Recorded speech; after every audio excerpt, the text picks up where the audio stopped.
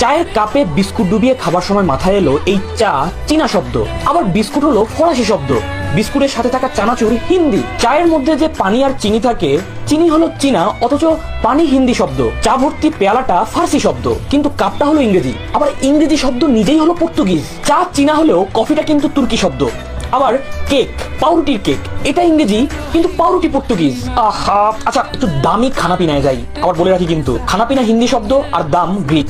রেস্তোরাঁ বা বুফেতে গিয়ে pizza, burger অথবা চকলেট অর্ডার দেওয়ার সময় কখনো কি ভেবে দেখেছেন এই বুফে আর রেস্তোরাঁ দুটোই ফরাসি ভাষার, সাথে পিৎজাও। পিৎজাতে থাকা মশলাটা হলো আরবি, আবার মশলায় থাকা মরিচটা হলো ফার্সি। বার্গার কিংবা চপ দুটোই ইংরেজি শব্দ, কিন্তু চকোলেট আবার মেক্সিকান শব্দ।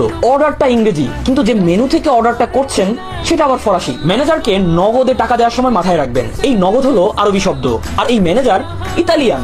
আর দারোয়ানকে যদি বকশিশ দেন, দারোয়ান এবং তার বকশিশ দুটোই ফার্সি। এবার চলুন একটু বাজারে গিয়ে একটু সবজি আর ফলমূল কিনি।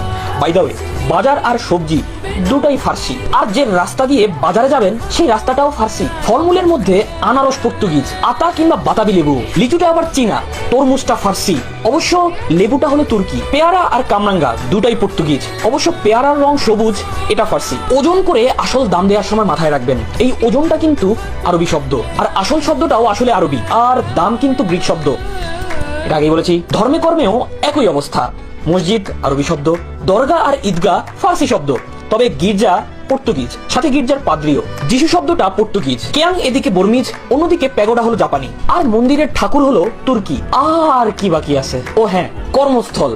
অফিস আদালতে বাবা, স্কুল কিন্ডারগার্টেনে সন্তান। বাবা নিজে কিন্তু তুর্কি, তবে যে অফিসে বসে আছেন সেটা ইংরেজি। তবে আদালত আরবি, আদালতের আইন ফার্সি, আইন যারা পড়ে মানে উকিল আর কি, উকিল আবার আরবি। ছেলে যে স্কুল বা কলেজে পড়ে সেটা ইংরেজি, কিন্তু কিন্ডারগার্টেন আবার জার্মান। স্কুলে পড়ানো বই কেতাব দুটাই আরবি শব্দ। যে কাগজে এত পড়াশোনা সেই কাগজটা ফার্সি শব্দ, আবার কলমটা কিন্তু আরবি। রাবার আর পেন্সিল কিন্তু আবার ইংরেজি। আমার এই এত কথাগুলো যদি মনে না থাকে, অন্তত এটা মনে রাখবেন যে এই মন শব্দটা আরবি শব্দ। শব্দের কেচ্ছা কাহিনী এখানেই খতম, তবে এই কেচ্ছাটা হলো আরবি শব্দ আর কাহিনীটা কিন্তু হিন্দি, আর দুটার খতমটা হলো আরবি। আচ্ছা, অনেক কিছু বলে ফেলেছি, আমি মাফও চাইলাম না, সরিও বললাম না, কারণ মাফটা হলো আরবি শব্দ আর সরিটা হলো ইংরেজি।